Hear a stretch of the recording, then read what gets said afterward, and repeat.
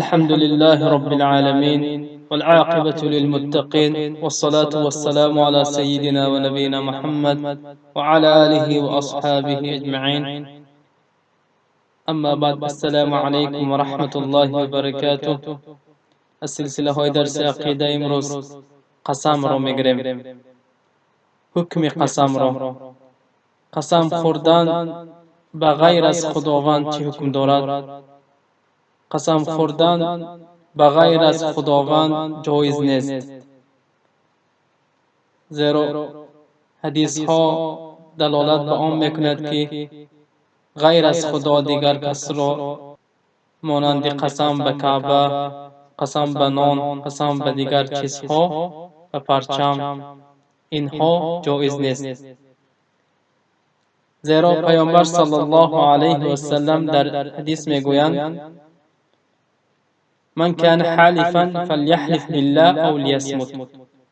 کسی خواهد که قسم بخورد باید به نام خداوند قسم بخورد و الا صامت باشد، یعنی سخن قسم نخورد.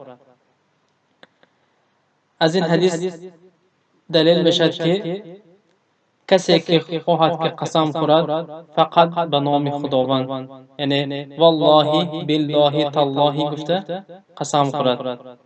اما غیر از این، غیر از خداوند دیگه کسی قسم خوردن ممکن نیست. زیرا آدمی قسم خورنده به چیزی بزرگ قسم میخورد. الله سبحانه و تعالی قادر است به همه چیز. الله سبحانه و تعالی بزرگ است.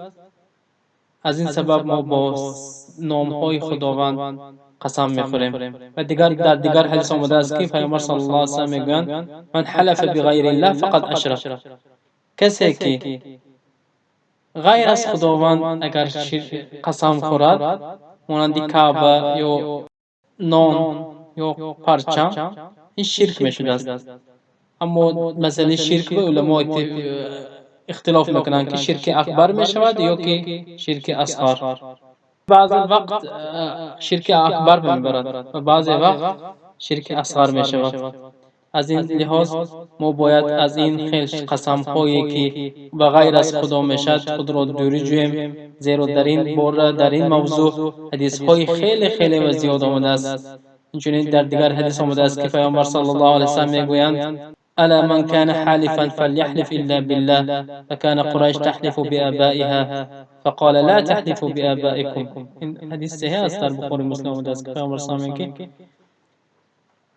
کسی یکی شما خواهید که اگر قسم بخورید پس به نام خداوند به قسم خورید، زیرا قریش با نامهای باباهایشان قسم میخوردند. لا تحلفوا بآبائكم، یعنی با پدرانتان، با بزرگهایتان، با قومتان قسم نخورید میگه پیامبر صلی الله علیه و سلم. این خودی همین سخن دلالت میکنه که پیامبر صلی الله علیه و سلم نهی کرد قسم نخورید و غیر از خداوند گفته با ما امر کرد. این امر پیامبر صلی الله علیه و سلم باید گوش بکنیم و خود را دوری جوییم از دیگر چیزهایی که ممکن نیست قسم خوردن.